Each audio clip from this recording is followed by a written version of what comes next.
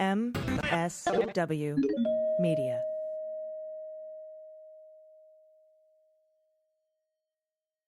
A big thanks to Athletic Greens for supporting the Daily Beans. Athletic Greens is going to give you a free 1-year supply of immune-supporting vitamin D and 5 free travel packs with your first purchase. Just go to athleticgreens.com/dailybeans to take ownership over your health and pick up the ultimate daily nutritional insurance.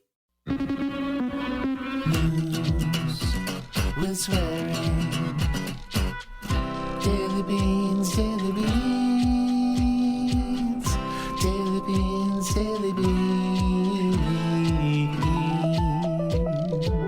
Hello and welcome to the Daily Beans for Thursday, September 22nd, 2022. Today, New York Attorney General Tish James drops the hammer on Donald, Don Jr., Ivanka, Eric, and the Trump Organization. Merrick Garland has filed charges against 47 defendants in a scheme to defraud the pandemic food program of nearly $250 million. Mike Lindell is suing Merrick Garland to get his phone back.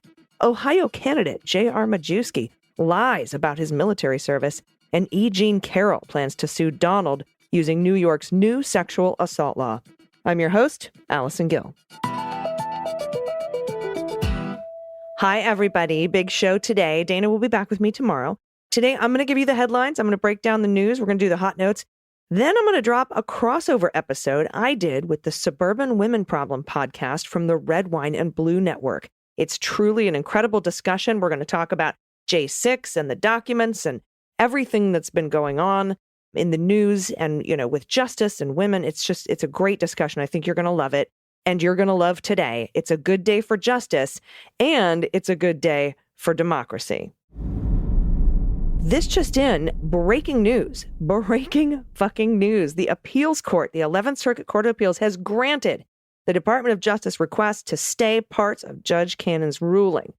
And it says, per curiam, following the execution of a search warrant at the residence of plaintiff appellee, former President Donald Trump, plaintiff moved for the appointment of a special master to review the documents that the defendant appellant United States of America seized. The district court granted that motion in substantial part. Now, the United States moves for a partial stay of the district court's order as it relates to the roughly 100 documents bearing classification markings. We decide only the narrow question presented, whether the United States has established that it is entitled to a stay of the district court's order to the extent that 1, requires the government to submit for the special master's review the documents with classification markings, and 2, enjoins the United States from using that subset of documents in a criminal investigation. We conclude that it has. We stress the limited nature of our review. This matter comes to us on a motion for a partial stay pending appeal. We cannot and do not decide the merits of this case. We decide only the traditional equitable considerations, including whether the United States has shown a substantial likelihood of prevailing on the merits, the harm each party might suffer from a stay, and where the public interest lies. For the reasons we explained below, we grant the United States motion for a partial stay pending appeal. I will go over this in more detail tomorrow with Dana. This is fucking fantastic. This day could not get any better.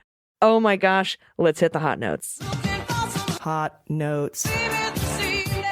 All right, everybody, back in December of 2020, I tweeted, "The arc of justice is long, but it bends toward Tish James." And today, proving I was right, the New York Attorney General filed a 222-page lawsuit against Donald Trump, Don Trump Jr., Eric Trump, Ivanka Trump, Allen Weisselberg, Jeffrey McConney, the Donald J. Trump Revocable Trust, the Trump Organization, Inc., Trump Organization, LLC, DJT Holdings, LLC, DJT Holdings Managing Member, Trump Endeavor 12, LLC, 401 North Wabash Venture, LLC, Trump Old Post Office, LLC, 40 Wall Street, LLC, and Seven Springs, LLC. If Seven Springs sounds familiar to you, I've been on that one for a while for their easement, their conservation easement fraud. Now, this is a play-by-play of over 200 incidents of false or misleading asset valuations committed by the defendants that will be virtually impossible to fend off. I'm sure the Trumps will try, and this is going to take a couple years. All of these take a couple years. That's not new. They didn't used to take 10 minutes, and now they take a couple of years, or they only take a couple of years for rich guys. These take a while. But this is the beginning of the end of the Trump Organization. It's of note, Tish James says, some of Trump's tax records were seized by the FBI in the August 8th search of Mar-a-Lago. and could be responsive to her subpoenas where Trump refused to comply. That would be criminal obstruction of justice. I would look for the feds to be investigating that soon. It's also of note that when Eric pled the fifth nearly 500 times and Donald took it like 450 times, or vice versa, something just inordinate amounts of pleading the fifth, that can be used against them in this civil suit. It's called negative inference. And they may have put their entire business on the line in an attempt to stay out of prison for this fraud. But there's no guarantees for that, especially since there were referrals made. I'll talk about that in a minute. And there's also no guarantees in Fulton County, Georgia, or the Department of Justice's, investigation into the attack on the Capitol or the fraudulent elector scheme. Interesting. Here's what the lawsuit is asking for. Canceling of any certificate filed under and by virtue of the provisions of the Section 130 in the General Business Law for corporate entities named as defendants and any other entity controlled by or beneficially owned by Donald Trump, which participated in or benefited from the foregoing fraudulent scheme. Number 2, appointing an independent monitor to oversee compliance, financial reporting, valuations, and disclosures to lenders, insurers, and tax authorities at the Trump Organization for a period of no less than 5 years. Number 3, replacing the current trustees of the Donald J. Trump Revocable Trust with new independent trustees and requiring similar independent governance in a newly formed trust should the revocable trust be revoked and replaced with another trust structure. Next up, requiring the Trump Organization to prepare on an annual basis for the next 5 years a GAAP-compliant audited statement of financial condition showing Trump's net worth to be distributed to all recipients of his prior statements of financial condition. That's a whopper. That's saying we want you to prepare annually for the next 5 years the truth to everyone you've lied to over the past decade. Next one, barring Mr. Trump. They want to bar Mr. Trump and the Trump Organization from entering into any New York State commercial real estate acquisitions for a period of 5 years. Holy shit. They want to bar Trump and the Trump Organization from applying for loans from any financial institution chartered by or registered with the New York Department of Financial Services for a period of 5 years. As you know, he's got about $1 billion coming due next year. Next, permanently barring Mr. Trump, Donald Trump Jr., Ivanka Trump, and Eric Trump from serving as an officer or director in any New York corporation or similar business entity registered and or licensed in New York State. They're already barred from running charities. Next one, permanently barring, I think this is number 8, permanently barring Alan Weisselberg and Jeffrey McConney from serving in the financial control function of any New York corporation or similar business entity registered and or licensed in New York State. Next up, awarding disgorgement of all financial benefits obtained by each defendant from the fraudulent scheme, including all financial benefits from lenders, insurers through repeated and persistent fraudulent practices of an amount to be determined at trial, but estimated to be $250 million, plus prejudgment interest, and finally, granting any additional relief the court deems appropriate. This is the equivalent of a corporate death sentence. It would strip Donald of the only qualification he ran on for any political office in the first place. The lenders are going to come knocking, and as I said, he already owes nearly $1 billion. But most importantly, Tish James has said both state and federal crimes were committed, and she has evidence, and she has made official criminal referrals to the IRS Criminal Division and to the Southern District of New York. Now, the Southern District was already looking into some of this stuff when Barr was the Attorney General, but that was shut down. The case was closed, and the Southern District was brought to heel. If you read Jeffrey Berman's book, he talks about that. He's the former Southern District of New York U.S. attorney who was chased out, drummed out. This might be what makes it possible. This criminal referral might make it possible to reopen the investigation once closed by the corrupt Trump DOJ. Lots of folks wonder why they didn't do it prior to this referral or ever. Why didn't they just reopen the case? And the answer is it's not so easy to just reopen a case closed by a previous attorney general without new evidence, because if you do that, it would certainly give Trump a good chance of claiming the investigation was purely political in nature, because they reopened it without any new evidence. Now, we don't know the behind-the-scenes discussions that went on or have gone on or will go on, but I like the odds now, especially with that obstruction of justice, hiding tax documents in Mar-a-Lago, lying about having classified documents on top of that. And these crimes start back in 2011 and continue on into 2020. So the statute of limitations is not up for another 5 years. Well, from 2020, so 2025. Further, Why hasn't the IRS or the DOJ gone after Trump since, before he was president? That's money and resources. We had a long talk with Andy McCabe and Pete Strzok about this. After 9/11, white-collar crime took a back seat to terrorism. There's just no money. They can't go after everyone. And it wasn't until he was in the spotlight as president that all this came to light. And what about Alvin Bragg, Manhattan District Attorney, who seemed to put the Trump org criminal investigation in New York on ice, causing two top prosecutors, Dunn and Pomerantz, to resign? That one definitely in protest. We saw his letter. Well, if you read between the lines of this lawsuit, it's almost like Tish James is speaking directly to Alvin Bragg. And he wanted more evidence. Now he has it. He said in a statement today his investigation into Trump and the organization is open and ongoing. Now, I suggest he open it a little further, reconvene a grand jury, get to work. And Trump's woes aren't over today.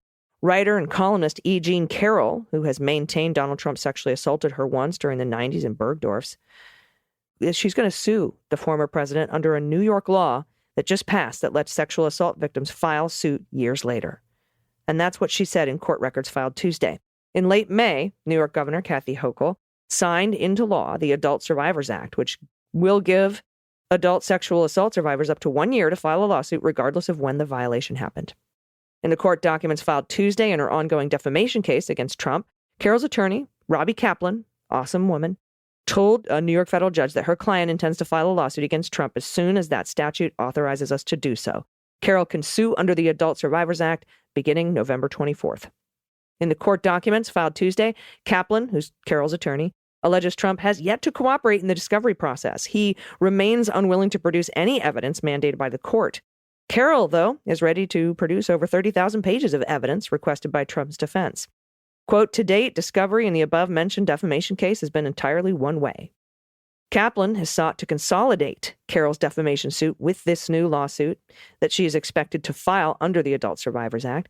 Alina Habba, who is not smart, has asked the judge to deny it, saying it would be extraordinarily prejudicial to Trump. Yeah. It's devastating to my case. Yeah, that's why. Stop breaking the law, asshole. And Merrick Garland. Do-nothing Merrick Garland has charged 47 defendants Tuesday for allegedly defrauding a federal program that provided food for children during the pandemic, describing the scheme, totaling nearly $250 million, as the largest uncovered to date, targeting trillions in government aid. Federal prosecutors say the defendants, a network of individuals and organizations tied to Feeding Our Future, a nonprofit operating in Minnesota, in some cases obtained federal pandemic funds in the names of children who did not exist, and then spent that money on luxury cars, houses, and other personal purchases. Fuck these people. To bilk the government, the Justice Department said the defendants relied on a complex web of shell companies and bribes. One participant allegedly created a list of fake children to whom it had supposedly served meals, populated with names generated from the website listofrandomnames.com. Others fabricated spreadsheets with invented ages or faked their invoices, all in pursuit of federal cash. Once they had the money in hand, some of the defendants bought houses in Minnesota, resort property and real estate in Kenya and Turkey, luxury cars, commercial property, jewelry, and much more. According to Andrew Lugar, U.S. Attorney for the District of Minnesota, that's what he said when he briefed reporters on the case on Tuesday. The extent of the scheme, which siphoned away money meant for hungry children, led the DOJ repeatedly to describe them as brazen and the theft as brazen.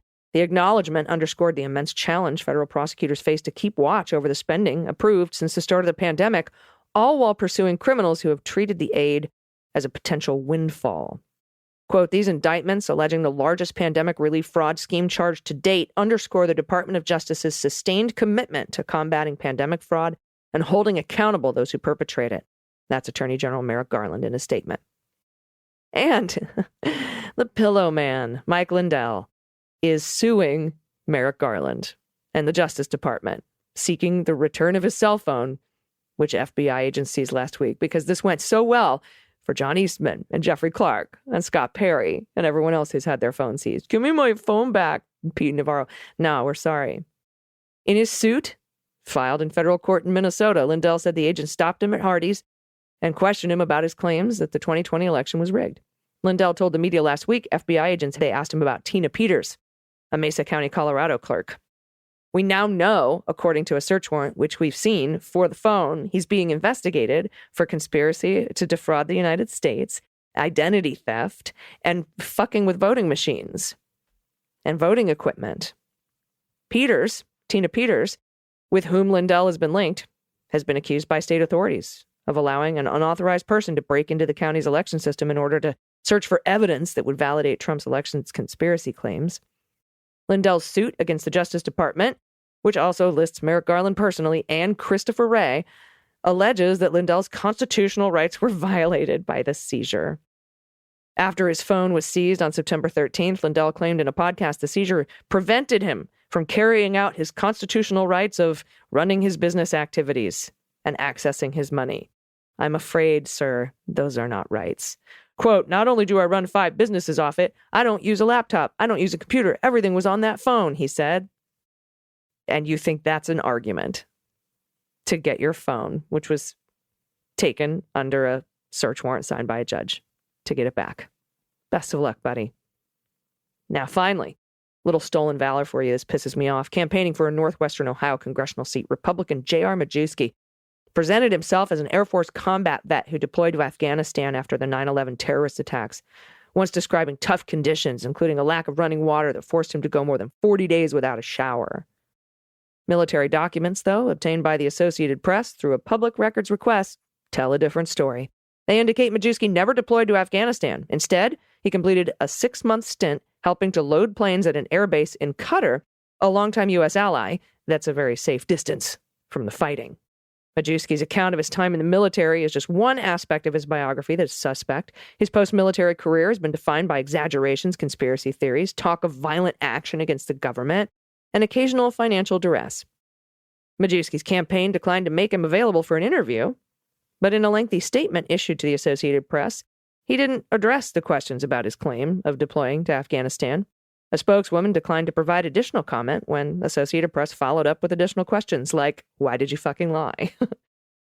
It's actually illegal to lie about military service for gain, although I don't think this necessarily falls under the Stolen Valor Act that Obama signed in 2013. You actually have to say that you earned awards or medals for financial gain. I don't know that he necessarily said that.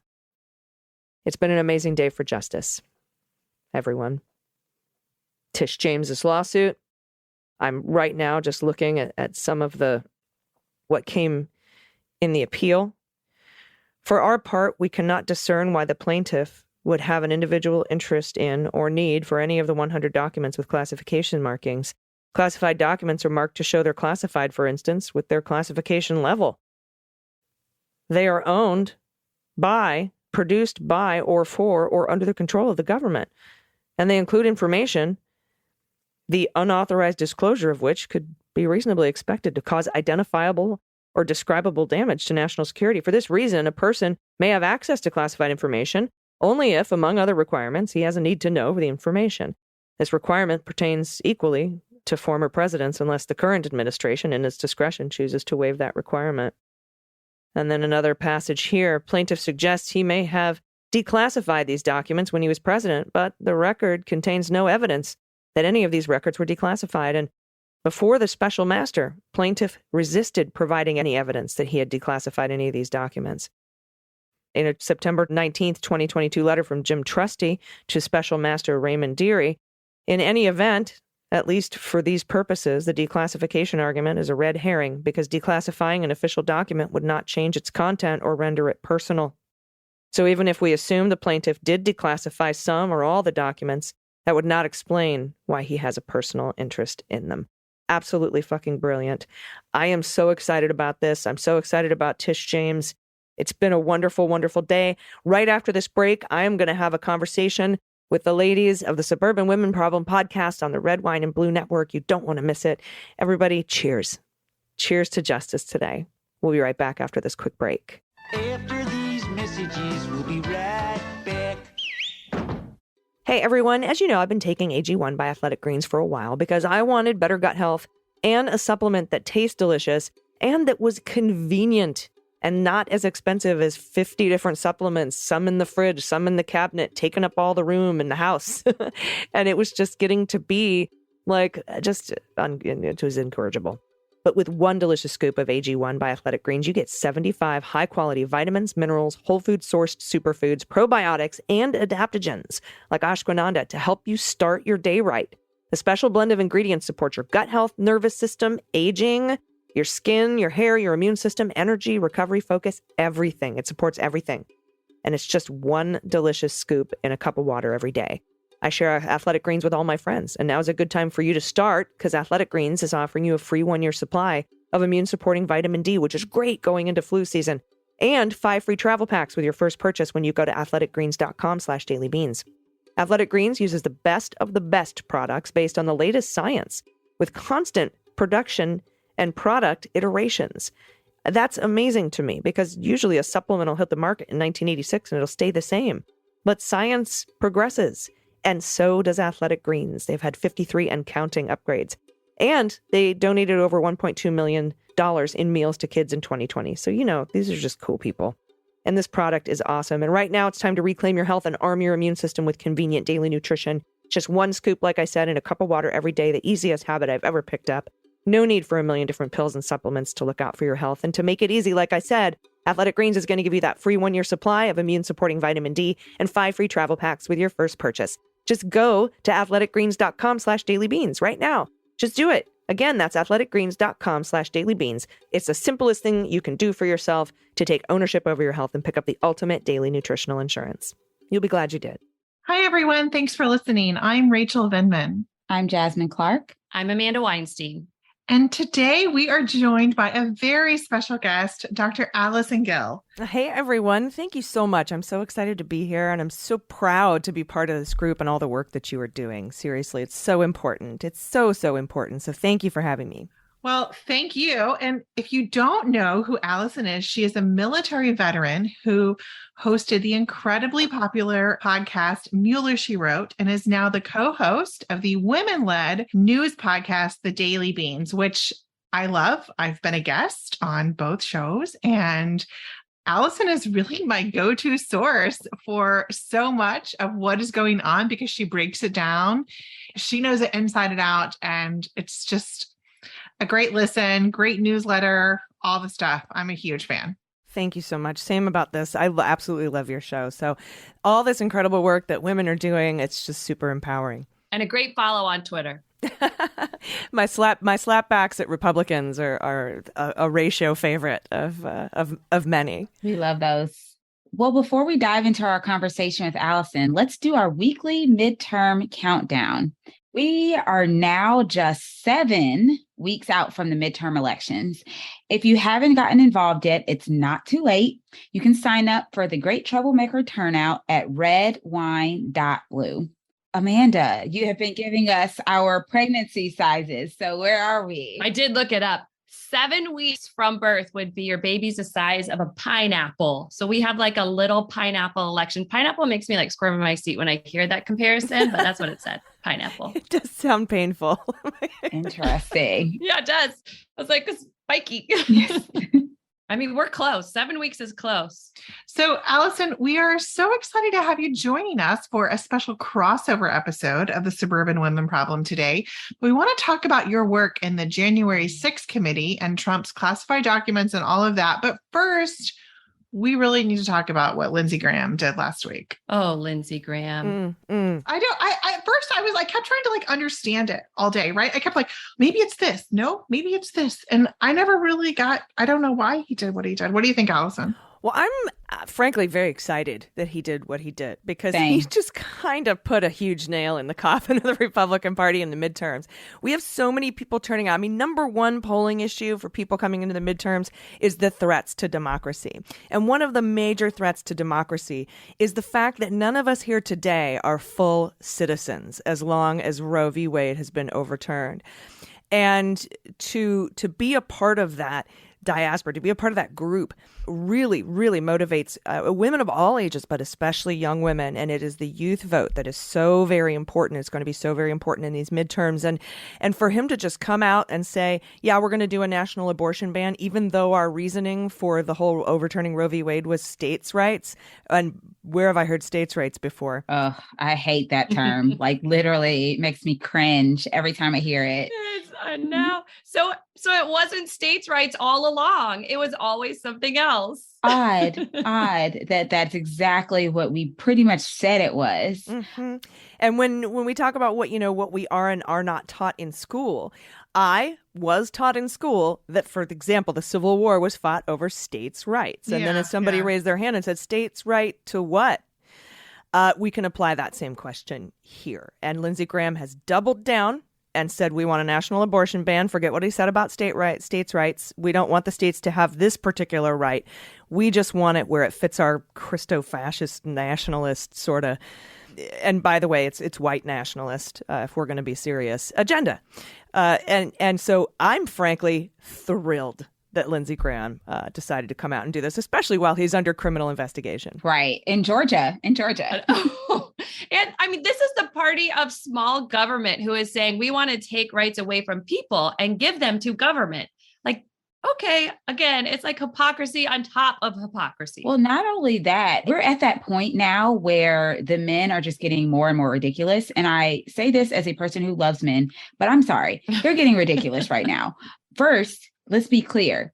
This ban, this 15-week abortion ban that he's proposing will not affect the states that are already trying to ban abortion. It's not like the states where they're like, no, we want to ban abortion at 6 weeks and this one will move it up to 15. That's not what's going to happen. Yeah.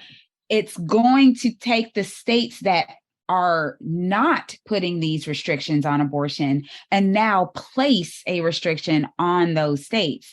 And that's very dangerous. And I mean, in the pregnancy timeline, it's before you have some very key information that a lot of people use to make decisions. Yeah, the 20-week scan. Mm-hmm. Yeah. That's a really important point. Really important point. I know. It's almost like he hasn't been through a 20-week scan to know that and to know that 15 weeks is probably not a good point. But I think he did it because he thinks most people, this might be where a lot of people, right, think after 15 weeks, they're not personally okay with that.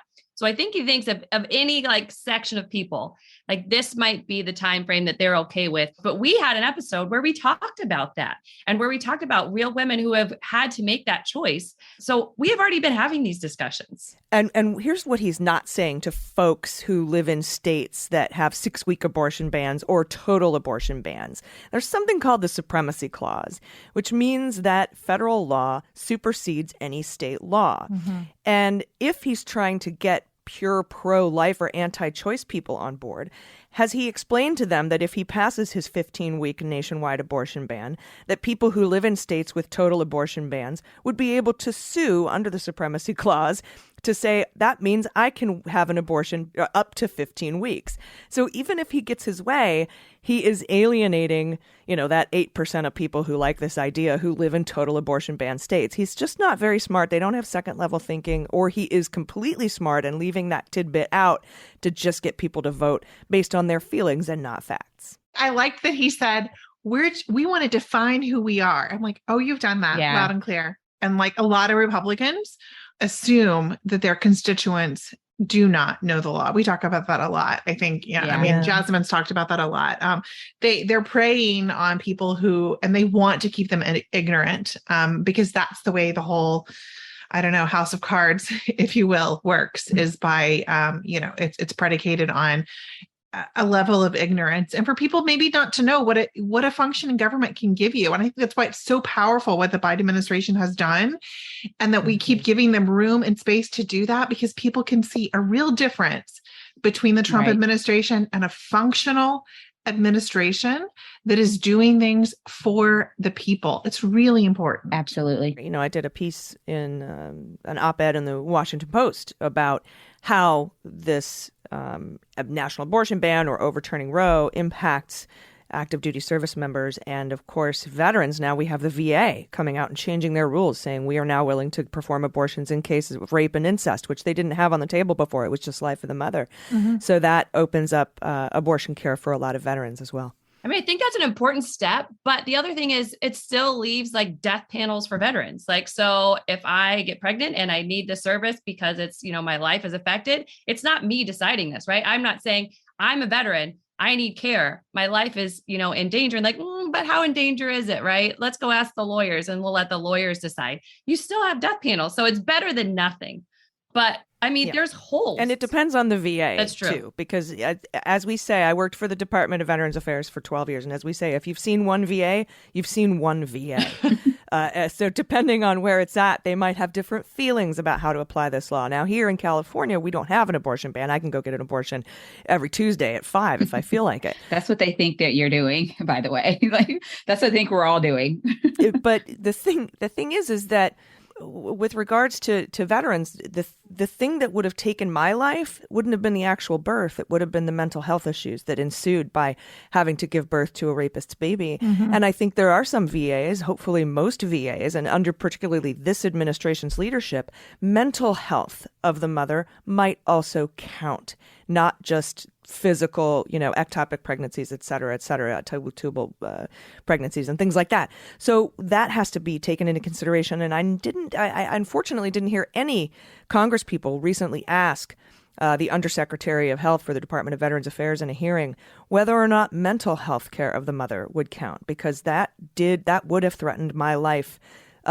Speaking of, suicidal ideation, PTSD, et cetera, to be forced to give birth. And then, we have the forced labor amendment. I mean, there's just so many things that can be argued. And this is a big issue for the military. When we have 40% of female military officers that don't have access to an abortion, at the same time, we have issues with sexual assault in the military. Mm-hmm. Those two things aren't a good combo. Like Right. neither of them are great, but in combination, this is really not good for our military members. Yeah, and that was the big part of my op-ed in the Washington Post. I am a survivor of military sexual trauma, and a pregnancy resulted. And I was in Florida, and had I not been able to walk right out of base on my couple hours of free time on the weekends, I would have had to request leave for travel.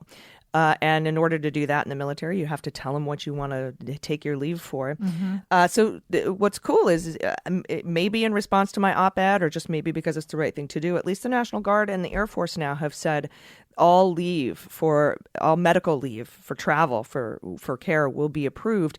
The only problem is that a lot of, I think, active duty service members don't like to tell their command that they're getting mental health care or that they're traveling for care, because if they do request that care, if they do request travel leave, it's clearly for an abortion, because everything else can be handled at the military treatment facility. Mm-hmm. So they'll know, Right. they'll know what it's about. And that still will chill a lot of it. You know what I mean? I mean, and this is still an issue in the military. I don't know your experience, but mine in the military was that any issue that was specific to women and medical issues was like, oh, wait, this is weird, right? You're not like the others. God. Yeah, I can imagine. Dude, Amanda, they didn't even, I was one of the first women in the nuclear program. They didn't even have a GYN on base. When I asked for a pap smear to get my birth control pills, they sent a dentist in to talk to me. Oh my God. And I was like, that's not gonna, the mouth is different. That's not where we have babies from. Oh, Can you? my So I ended up having to gosh. get sent to Jacksonville,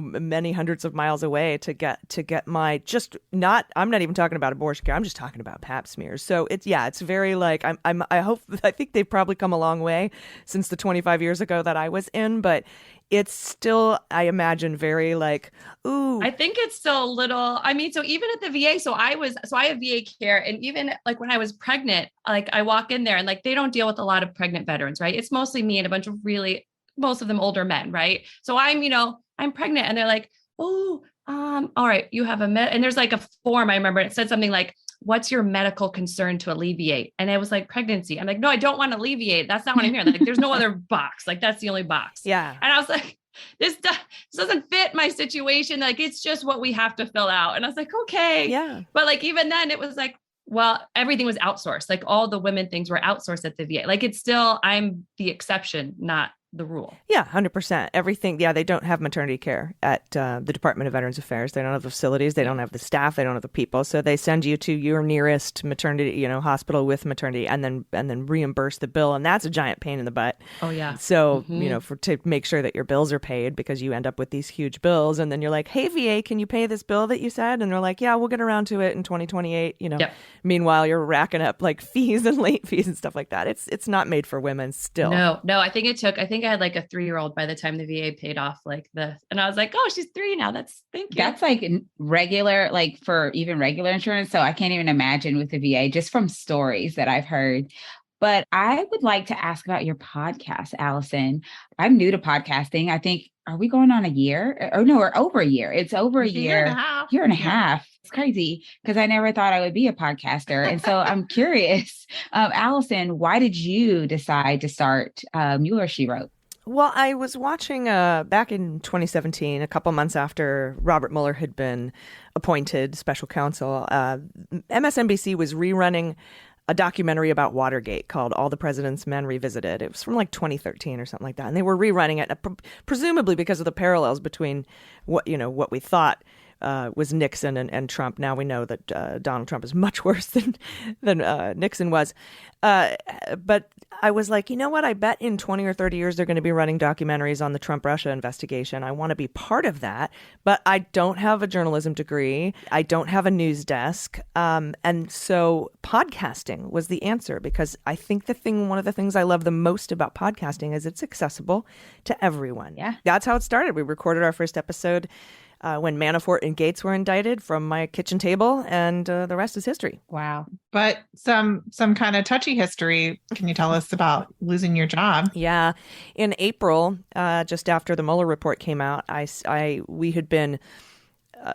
we were at that point a pretty famous podcast, and we were going to put out a 20-part series going over what the Mueller report really said, which was counter to the narrative that Bill Barr and Donald Trump were trying to spin, that there was no collusion and I'm totally exonerated. Yes. And right around that time, my brand new bosses, because my previous supervisor and director of the Interagency Health Affairs had been removed, I guess, or retired.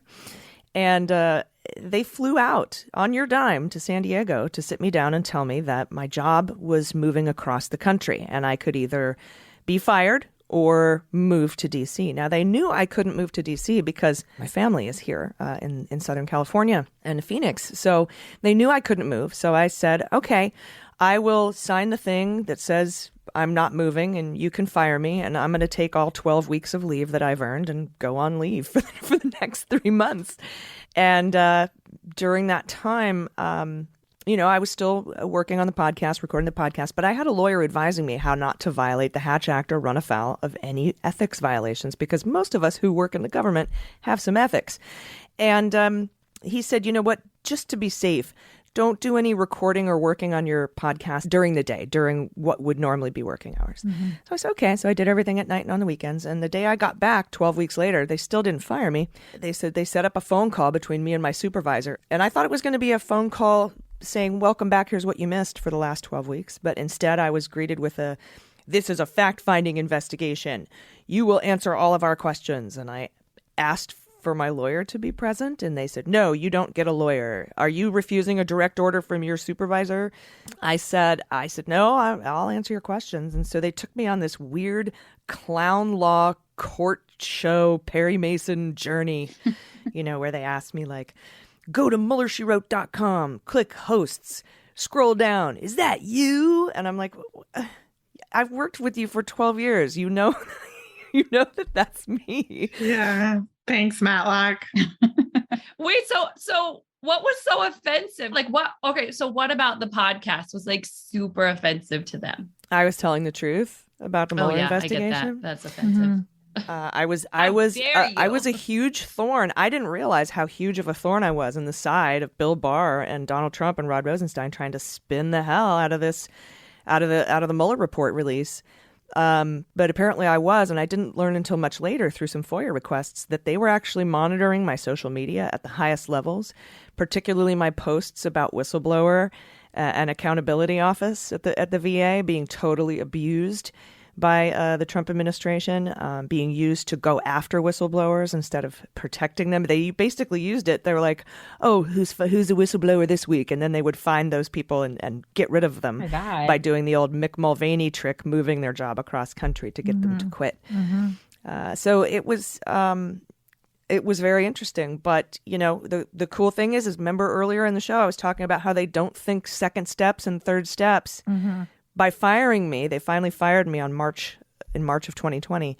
they freed me up from the Hatch Act, which allowed me to fundraise for political campaigns. And we were able to raise about $500,000 Yay. for Biden and Harris and Ossoff and Warnock. So sure, you fired me, but I helped fire you. I love that. Oh, that's a good story. Now no more hat jack for me.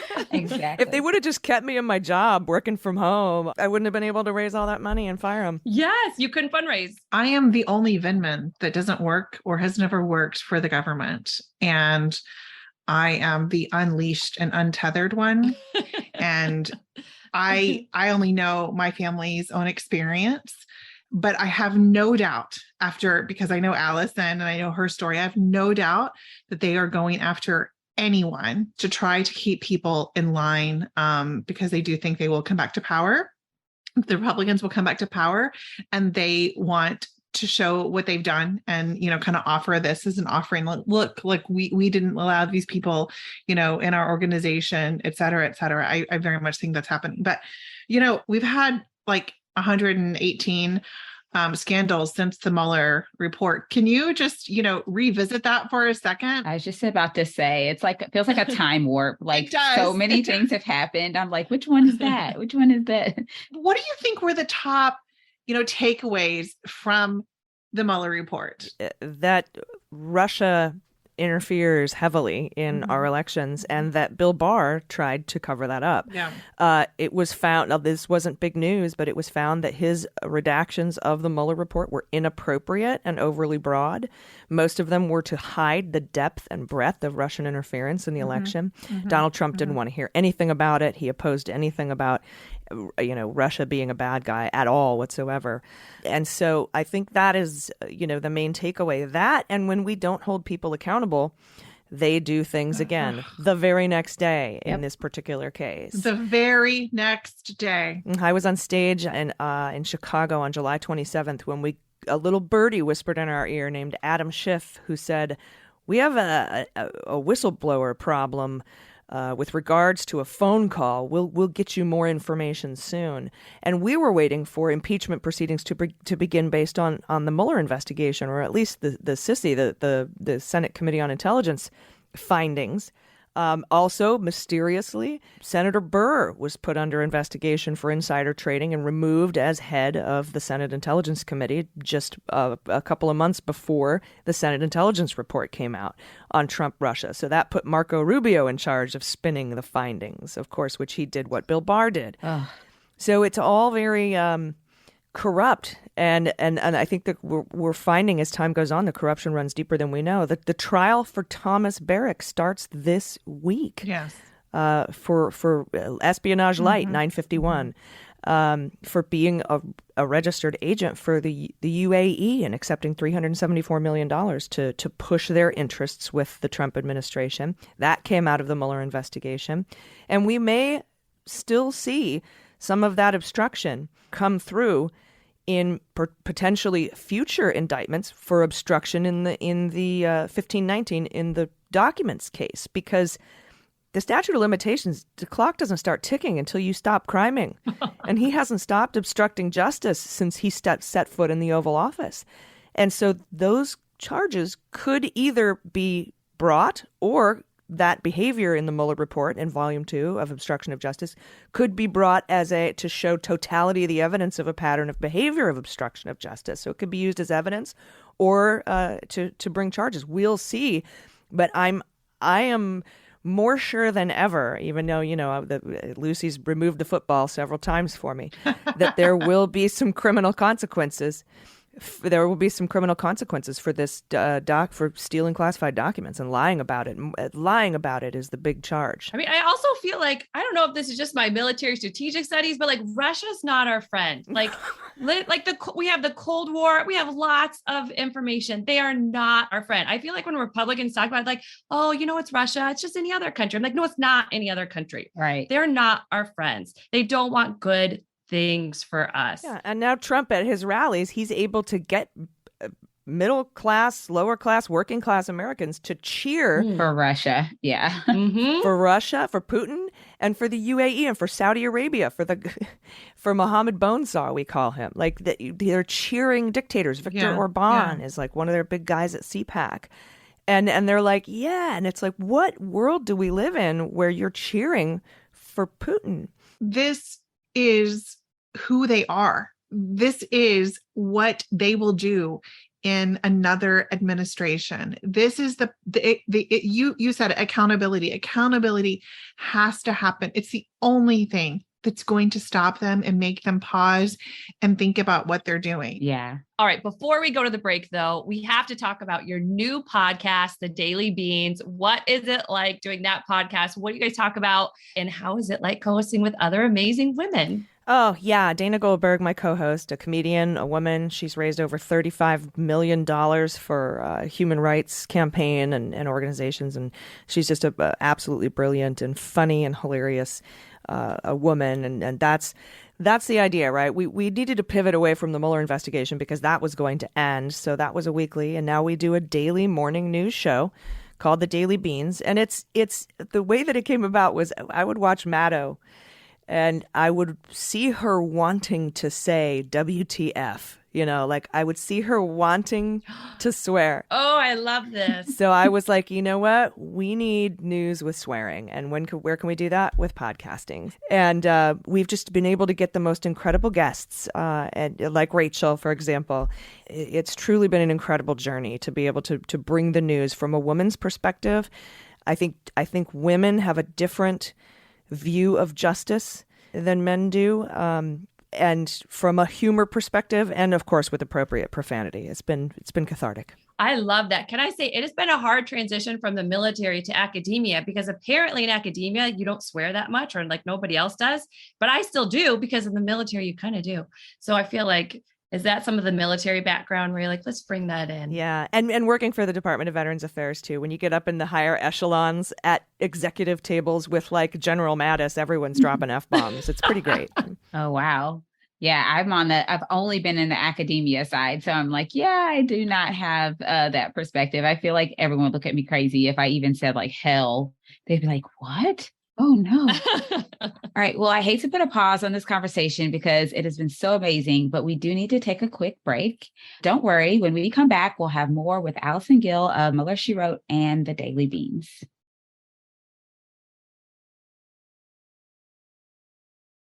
Welcome back, everyone. We're here with Allison Gill, and it was awesome to hear about Mueller, She Wrote and The Daily Beans before we went to break. Now that we're back, let's talk about what in the heck is going on with Trump.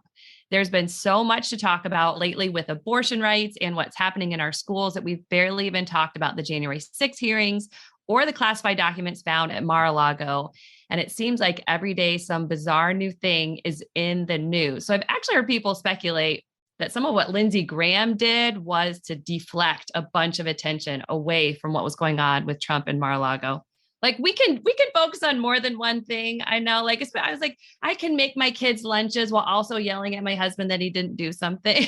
Like I can do both. Yeah. So let's talk about it. What is going on with all of this stuff? I think we should start with Mar-a-Lago because I feel like a lot of the crazy is an extension of Trump being investigated and finding these classified documents and all those things. And then everything just kind of got crazy after that. So I think we should start there. Also, with Allison's military background too, this is nuts to me. The amount of training you have to go through to handle secret documents and top secret documents to like have this level of screwing this up with secret documents is just unheard of. Yeah, no, it absolutely is. And I put out a thread about how, I was part of one of my ancillary duties was I was in charge of the vault guarding the nuclear reactor manuals, which aren't as classified as some of the documents that we're hearing were kept in a desk drawer at Mar-a-Lago with some hamburger wrappers. So these briefings by the Department of Justice and now the appeal to the 11th Circuit are super clear in their, the law is clear. You do not get to decide. The courts do not get to decide as a matter of separation of powers, nor does a special master get to decide what is classified and what is not. If, in fact, Donald is actually saying he declassified these documents, which, by the way, he's too chicken to say because that could probably be a lie and he could perjure himself to a court. But even if he says that, we still need access to these documents to assess them to see if his claim is true. This is the executive branch. The judicial branch doesn't get to step in and tell the executive branch how to do its job. It's called the Constitution. You should check it out. It's nice. Right. And one of the coolest things, there was a amicus brief filed by a group of former and current Republicans today in the 11th Circuit. And they're like, why you are putting this person who is a citizen above any other citizen and giving him deferential treatment is the opposite of what you are purporting to say that you're doing. Speaking to Judge Eileen Cannon, you're like, we need to give everybody equitable jurisdiction under the law. But by giving him preferential treatment for no reason and without evidence, you're going against the very thing you're trying to do. And I think they have a good chance with the 11th Circuit, even though there's 6 Trump appointees there. They're very about the supreme executive and the executive having a bunch of power. It'll be interesting to see how they decide. And I think that the speed with which they're asking for a response is a good indication that they're really taking this seriously. It's been a little hard to follow for us non-lawyers, like all the details when it comes to the special master ruling by Judge Cannon and, what's going on now. But I will say that it's not hard for me to understand that classified documents are not to just be thrown around all willy-nilly. And it is really not hard for me to understand that ruling about, special master, this was really more of a delay and not anything else. One of the things I can say as someone just kind of watching and trying to understand is that we have been a little afraid of the courts in the past, kind of bending to Trump's will. And that's what I feel like Judge Cannon did. However, during the whole, let's overturn the election thing, it was actually those courts that, despite being Trump appointees, still said, no, we're not overturning elections. We're not. So in that space, I'm hoping that these Trump appointees will still do the right thing and still care more about their country than the person who appointed them to say, this is not okay, and we need to do the right thing. I am just crossing my fingers. I think there are some. There are a few. And, I'm not a lawyer, but I do speak lawyer. Just from reading all this stuff for the last 5 years. So if you do follow me at Mueller, She Wrote, I break these down in pretty straightforward layman's terms, these filings, so with some, again, appropriate profanity, so that folks can kind of understand a little bit better. This is why I put out the Mueller, She Wrote podcast, is because I wanted people to be on board and to pay attention to it. But that Mueller report is a snoozer, and it's long. But, you can't put the Mueller report on a bumper sticker. So that's kind of what I try to do. They call me the docket whisperer. When we're talking about this stuff, guys, this goes back to what we always talk about, our relational organizing, because in these news silos, they're not getting the truth. And if you have a little bit of truth, you have a lot of truth, but if you have a little truth that you can share and you can well, I actually heard, or I read this, and then give it to them, give them Allison's, information, let them maybe go and see it for themselves, but you can discuss it. You don't have to be afraid of it, because she breaks it down in a way that you don't have to be afraid of it. And I think that's really important. So I was wondering, Allison, if you could break down, what do you think is happening with January 6th? Yes. When it's coming back in late September, which timing wise is very good, right? That's good. When the shows come back. We have Handmaid's Tale back out now. We have The Good Fight that is out Survivor, now. And that's a Vindman family favorite, starts this week. And along with all this, January 6th committee, I was like, good airing, Democrats. I like it. All right. So what's going to happen? Yeah, I think they're going to focus a lot on the funding of January 6th. Right now, we know that the money. Yes, follow that money. We know that the Department of Justice has recently opened a criminal investigation into Trump's PAC, Save America PAC. We know back as last September, a year ago, they opened an investigation into Sidney Powell's PAC and how she's funding not just the insurrection, but lawyers for witnesses to January 6th and the insurrection, including the Oath Keepers. Oh, yeah. So there's a lot of follow the money, I think, is what they're going to be looking at. But they also just started getting another trove of documents. And Mark Meadows's text messages that he gave to the committee are now in the hands of the Department of Justice because he was subpoenaed. And it seems like the Justice Department, they were working in radio silence for a while, and we felt like they were behind. And now it looks like they're right on pace with the January 6th committee. And I just want to make sure everybody understands the DOJ cannot finish its investigation until the January 6th committee finishes their investigation. And the reason is because in the old Michael Sussman, John Durham thing, there was one witness. It was Peter Baker at the FBI. This is Bill Barr trying to go after Michael Sussman, who worked for the Clinton campaign, failed miserably because the one witness told Congress one thing, told the Inspector General another thing, and told the Department of Justice grand jury another thing. And he didn't lie. He just had inconsistent testimony. So the Department of Justice must have all of the testimony given in the January 6th committee, not because they don't want to do the work, but because they have to compare it to their own testimony and records so that there isn't a compromised, impeachable witness. Because they might have this star witness like Mark Meadows. If he told the January 6th committee one thing and told the Department of Justice another, then Donald Trump could impeach that witness on the stand and they could lose their case. Mm-hmm. So I'm excited that we're going to have these public-facing hearings so close to the election because the Department of Justice doesn't make overt investigative steps within 60 days of an election. So it's going to be in the news. It's going to stay in the news. But I also just want everybody to be prepared that does push back, that does delay a Department of Justice investigation a little bit. It doesn't stop it, obviously, but to be prepared for that eventuality. And I also want people to temper their expectations about when Trump does get arrested. There's not going to be a takedown, tackle and shackle pay-per-view style event where he's perp walked and in his underwear. He would probably like that, actually. So I'm glad he won't get it. He would probably complain that it didn't happen. Right? Yeah, I think that's what more likely would happen. It's like, they didn't even arrest me correctly. And if he is tried and convicted, and that's sustained upon appeal, I don't know that he'll actually ever see the inside of a jail cell because of the complications with regards to Secret Service. He may be just forced to be on house arrest for the rest of his life with a couple of some ankle jewelry. I'm okay with that. I'm okay with it too. I'm more excited about Tish James in New York completely suing and gutting the entire Trump organization and leaving him penniless. Yeah. That's what I'm looking forward to. And then to Fani Willis's incredible work down in Fulton County. She's going to bring some indictments as well. Go, Georgia! Woo-hoo! And those can't be pardoned. Yes, go Fani. She is doing awesome. Those can't be pardoned if she indicts like Lindsey Graham, let's say, there can be no pardon, even if a Republican wins the White House in 2024. There can be no pardon for that. Yes, I love that. Well, speaking of the awesome work that Fani is doing in Georgia and Tish is doing up in New York, I think this is the perfect time to transition to our Toast to Joy. So, Allison, I just want to say thank you so much for joining us today.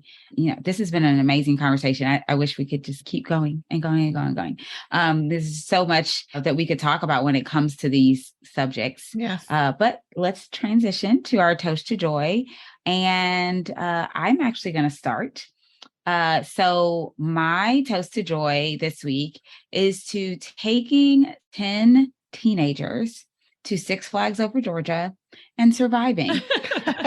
It was definitely an experience.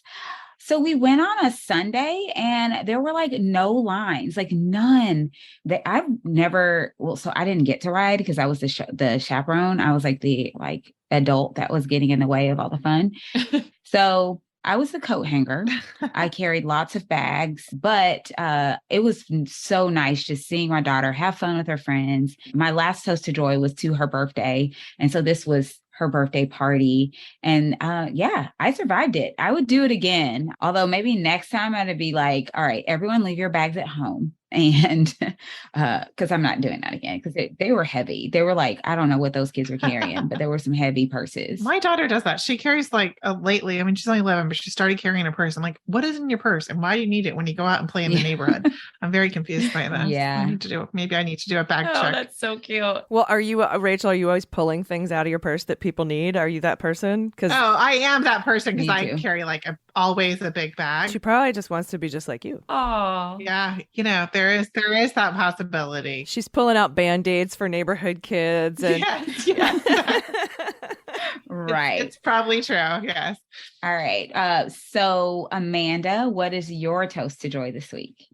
So my toaster, so I was actually in Vienna last week, which was super fun. I got to go by myself and everyone's like, oh my gosh, it was such a long plane ride. And I'm like, yeah, but 9 hours by yourself is equivalent to like 2 hours with 3 kids. Like it's kind of the same thing, right? But it was so fun. I'd never been to Vienna. So I had some time to walk around the city and it was really fun and like having public transportation around. I was like, wow, this is so cool. And I actually got to go and I had a meeting at the United Nations Industrial Development Organization. And it was super fun. And it was really nice to talk with just people from around the world who kind of are studying and researching similar things. And it was a super good experience. Loved it. Highly recommend. Allison, what is your toast to joy? Oh, my toast to joy is this week I was invited by Joseph Robinette Biden to go to the White House to celebrate the passage of the Inflation Reduction Act from my hand and helping getting it passed. Woo! And one of my favorite moments was I got to talk to Elizabeth Warren. Love her. Who was my first choice, right, for president. And while I say Joe Biden was like number 5 or number 6, he really has met the moment. He's blown my mind. He's been perfect. Well, maybe not perfect, but you catch my drift. But when I saw Elizabeth Warren, I went up and I thanked her for the provision she slid into the American Rescue Plan a couple of years ago, which said that any student debt forgiveness up to $50,000 would not be subject to federal income tax. And I said, thank you so much for that little bit of, because then when Joe Biden forgave $10,000 and $20,000 student debt, everybody would be complaining that they would be taxed on that loan forgiveness. And she made that so it didn't happen very quietly, very simply. And she looked at me and she said, she gave me 2 snaps up and then she licked her finger and put it on her rear end and went, Oh my goodness. and then she goes, it's all about planning. And I was like, oh my God, you're my hero. So that was just one of the coolest things to be able to sit and watch the president speak, watch Nancy Pelosi, Senator Schumer speak. The president of International Brotherhood of Electrical Workers, Boston 103, introduced the president. And then to just be able to hang out with all those incredible people that day was truly, truly joyful. So that's my toast for joy. That is awesome. So that reminds me of, I got to meet Kirsten Gillibrand one time and I got to talk to her and I thanked her specifically for her work on the Military Justice Improvement Act work that she has done, which I know it's not passed. However, like it is very meaningful to me that she is working on this. And it was really interesting because this was when Hillary Clinton was running. So there's like this room full of like big donors. I think I was the only woman in this room. And I just said real quick, I just want to thank you for this. It means a lot to me. And she stopped and she came and talked to me for like 10 minutes. And all these dudes are like, who the hell does she think she is? But it was really meaningful. Like that I said something very specific she did. Yeah. She loved talking about it. And so Kirsten Gillibrand recently was trying to get the Cadet Act passed. I don't know if you know about this one. Yeah. So they actually slipped it into the defense. I think it's the Defense Authorization Bill, something with NDAA. Mm-hmm. Thank you. I was like, I know they slipped it into something. So now for all of the cadets that are at all of the academies, it is basically okay if you're a parent, because right now what they do is they actually force people to get abortions or leave, which is crazy. And I think a lot of people don't realize, like, when you don't have the right to make those decisions, the government can make you get an abortion just as well as they can, prevent you from one. No, it was a really big thing that she did. That was huge. Yeah, it really is. And it hasn't been talked about much, but I don't know. I feel like there's a lot of women. We've been talking about a lot of women out there who are working, and they've worked for a long time before they got a lot of praise, and they still do a lot of stuff, and no one is recognizing it or acknowledging it. We were working with Senator Gillibrand on the Military Adjustment Improvement Act, I remember. Justice Improvement Act, going back to a decade ago when the film I was in, The Invisible War, came out. That's when I love that documentary. Yeah, I was in that one. I'll have to go back and watch it again. Oh my God, it's so good. So I saw a screening in Columbus, and the most meaningful thing to me was when, and I'm already forgetting who it was, but basically someone who was like higher up, like heard the situation, and he did fix like something. It's still, there's issues, like we know this. However, like even just like hearing it and fixing it was really meaningful that someone listened and did something, because a lot of it just gets swept under the rug, and you get so sick of seeing everything swept under the rug and ignored. And that part like brought me to tears. It was very meaningful. For me, it was hearing several other people say the exact same things were said to them when they tried to report. It was when I saw that film, when I saw it at the premiere, and that was when I realized that I wasn't alone. And when you know that you're not alone, no one can gaslight you anymore and tell you that you're crazy for what you think. And it was Yes. just super cathartic. Very powerful. That's no one can gaslight you. I love that. Well, I guess I will share my toast to joy this week is actually, I guess I just kind of said it. It's just to the amazing women that I've gotten to know through this whole journey. Allison was one of the first people who reached out to me, for me, not for Alex. And I was able to share my story, our story with her, and maybe kind of realize that I could maybe tell my story, that it was something that might resonate with some people. And now I think as we've gone much further down this road of the importance of accountability and how vital it is so that we don't end up back in that same place where worse things happen. And I think we don't even know all the bad things that have happened. And in all this, I feel so encouraged by so many amazing women who are always doing great things. And, you know, here Allison has a totally different career, you know, than what she studied, what she devoted her life to, and other people who do it in addition to the things that they do. And maybe, you know, even to the detriment of their real careers, that they refuse to be silent. They speak out and they tell the truth.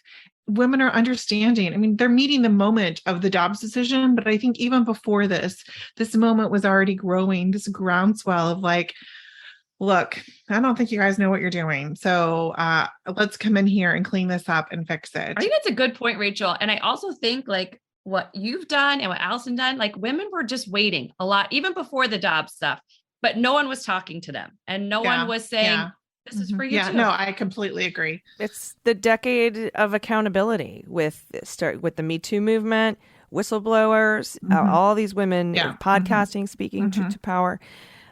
It's growing, and I think that you know, when I gave the whistleblower speech at Whistleblower Day, I was like, this isn't just about us and what happened to us. This is about going forward and leading environments that allow and celebrate whistleblowers and accountability and transparency. And I think that's a huge movement that's an unintended consequence of trying to drive fascism into this country. Sorry, we're not going to take it. You know, thank you so much, everyone, for joining us today for this very fun crossover episode. This was such a joy. And if you're enjoying the show, please share it with someone you know. Maybe you know someone who's a fan of Mueller, She Wrote, or the Daily Beans, but hasn't heard of the Suburban Women Problem.